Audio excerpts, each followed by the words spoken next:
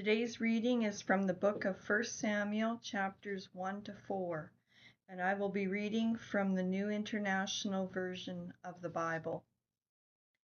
There was a certain man from Ramathaim, a Zuphite from the hill country of Ephraim, whose name was Elkanah, son of Jehoram, the son of Elihu, the son of Tohu, the son of Zuph, an Ephraimite.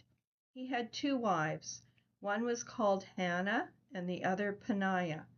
Peninnah had children, but Hannah had none. Year after year this man went up from his town to worship and sacrifice to the Lord Almighty at Shiloh, where Hophni and Phinehas, the two sons of Eli, were priests of the Lord. Whenever the day came for Elkanah to sacrifice, he would give portions of the meat to his wife Peninnah and to all her sons and daughters. But to Hannah he gave a double portion, because he loved her and the Lord had closed her womb. Because the Lord had closed Hannah's womb, her rival kept provoking her in order to irritate her. This went on year after year. Whenever Hannah went up to the house of the Lord, her rival provoked her till she wept and would not eat.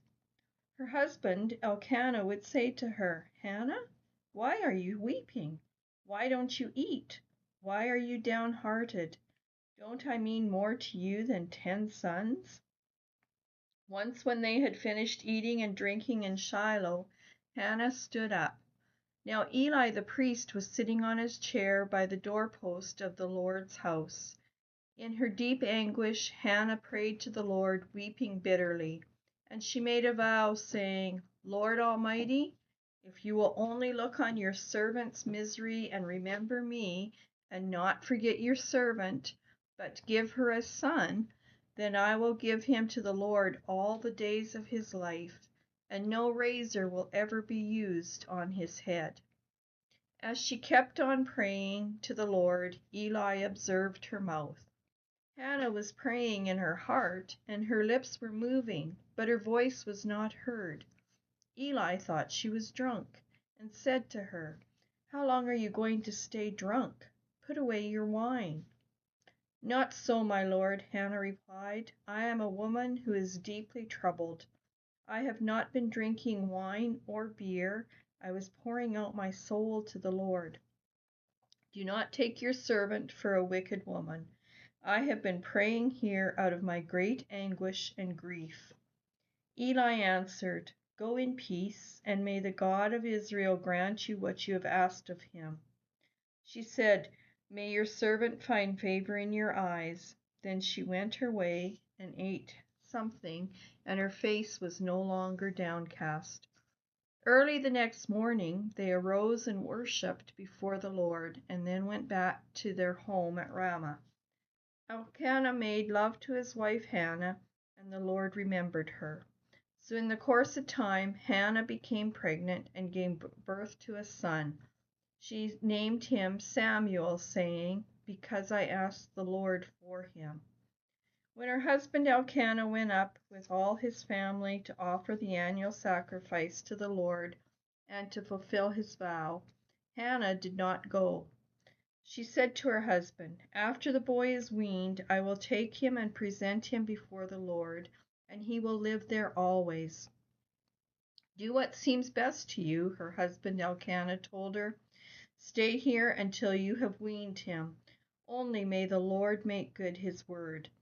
So the woman stayed at home and nursed her son until she had weaned him.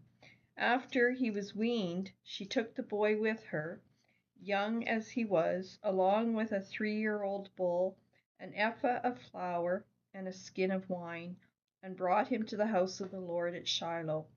When the bull had been sacrificed, they brought the boy to Eli, and she said to him, "Pardon me, my lord. As surely as you live, I am the woman who stood here beside you praying to the Lord. I prayed for this child, and the Lord has granted me what I asked of him.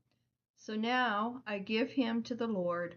For his whole life he will be given over to the Lord." And he worshipped the Lord there. Chapter 2. Then Hannah prayed and said, My heart rejoices in the Lord. In the Lord my horn is lifted high. My mouth boasts over my enemies, for I delight in your deliverance. There is no one holy like the Lord. There is no one besides you. There is no rock like our God. Do not keep talking so proudly, or let your mouth speak such arrogance, for the Lord is a God who knows, and by him deeds are weighed. The bows of the warriors are broken, but those who stumbled are armed with strength.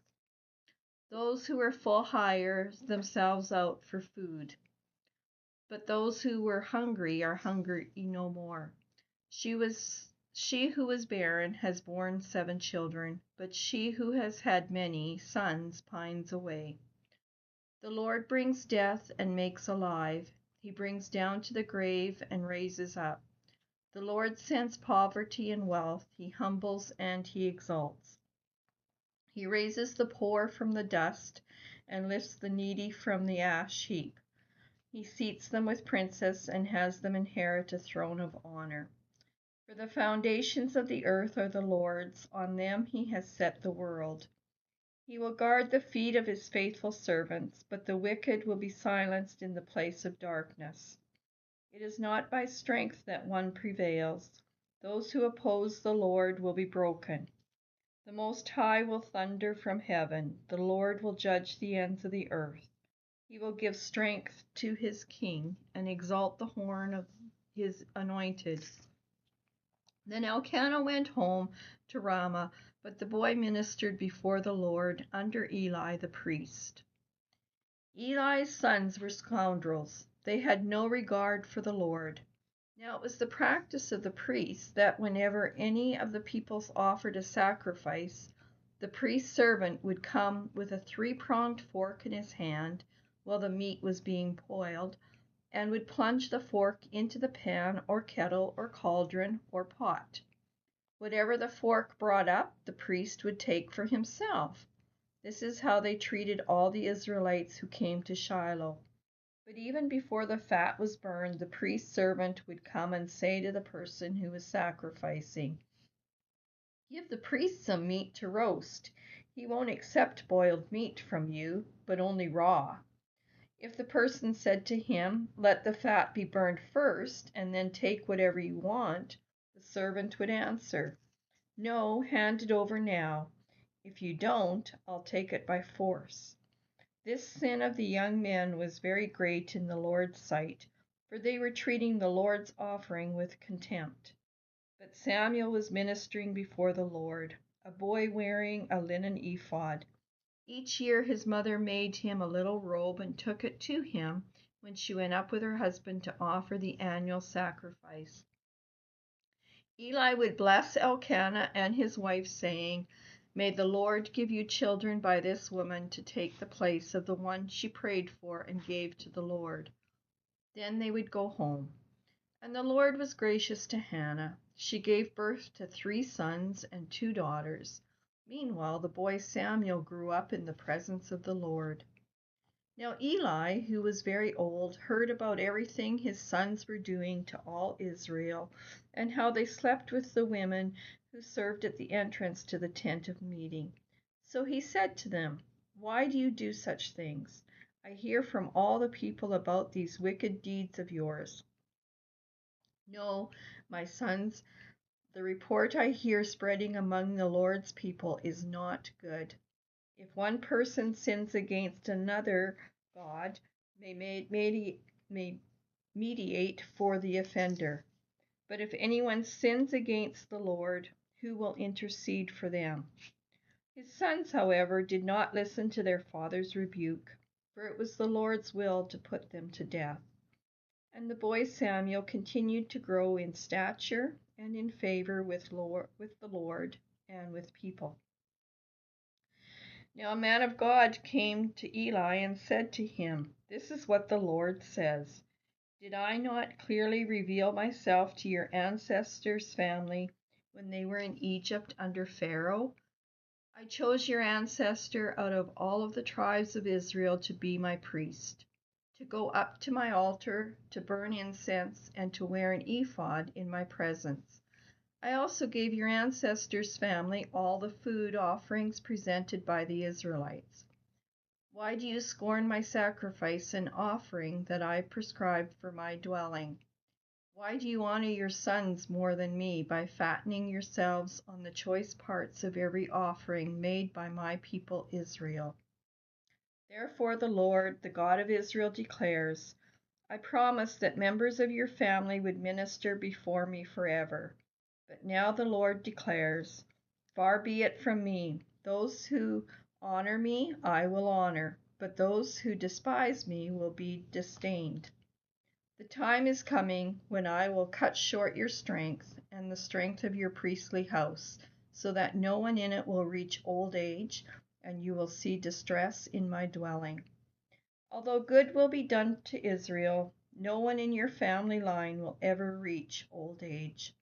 Every one of you that I do not cut off from serving at my altar, I will spare only to destroy your sight and sap your strength, and all your descendants will die in the prime of life. And what happens to your two sons, Hophni and Phinehas, will be assigned to you. They will both die on the same day. I will raise up for myself a faithful priest who will do according to what is in my heart and mind. I will firmly establish his priestly house, and they will minister before my anointed one always. Then everyone left in your family line will come and bow down before him for a piece of silver and a loaf of bread and plead, appoint me to some priestly office so I can have food to eat. Chapter 3. The boy Samuel ministered before the Lord under Eli. In those days the word of the Lord was rare. There were not many visions. One night Eli, whose eyes were becoming so weak that he could barely see, was lying down in his usual place. The lamp of God had not yet gone out, and Samuel was lying down in the house of the Lord, where the ark of God was. Then the Lord called Samuel. Samuel answered, Here I am. And he ran to Eli and said, Here I am. You called me? But Eli said, I did not call. Go back and lie down. So he went and lay down. Again the Lord called, Samuel. And Samuel got up and went to Eli and said, Here I am. You called me? My son, Eli said, I did not call. Go back and lie down. Now Samuel did not yet know the Lord. The word of the Lord had not yet been revealed to him. A third time the Lord called, Samuel. And Samuel got up and went to Eli and said, Here I am. You called me? Then Eli realized that the Lord was calling the boy. So Eli told Samuel, Go and lie down, and if he calls you, say, Speak, Lord, your servant is listening. So Samuel went and lay down in his place. The Lord came and stood there, calling as at the other times, Samuel, Samuel. Then Samuel said, Speak, Lord, your servant is listening. And the Lord said to Samuel, See, I am about to do something in Israel that will make the ears of everyone who hears about it tingle. At that time I will carry out against Eli everything I spoke against his family from beginning to end. For I told him that I would judge his family forever because of the sin he knew about. His sons blasphemed God, and he failed to restrain them. Therefore I swore to the house of Eli, the guilt of Eli's house will never be atoned for by sacrifice or offering. Samuel lay down until morning and then opened the doors of the house of the Lord. He was afraid to tell Eli the vision, but Eli called him and said, Samuel, my son? Samuel answered, Here I am. What was it he said to you? Eli asked. Do not hide it from me. May God deal with you, be it ever so severely, if you hide from me anything he told you. So Samuel told him everything, hiding nothing from him. Then Eli said, He is the Lord. Let him do what is good in his eyes. The Lord was with Samuel as he grew up, and he let none of Samuel's words fall to the ground. And all Israel from Dan to Beersheba recognized that Samuel was attested as a prophet of the Lord. The Lord continued to appear at Shiloh, and there he revealed himself to Samuel through his word. And Samuel's word came to all Israel. Chapter 4. Now the Israelites went out to fight against the Philistines. The Israelites camped at Ebenezer and the Philistines at Aphek.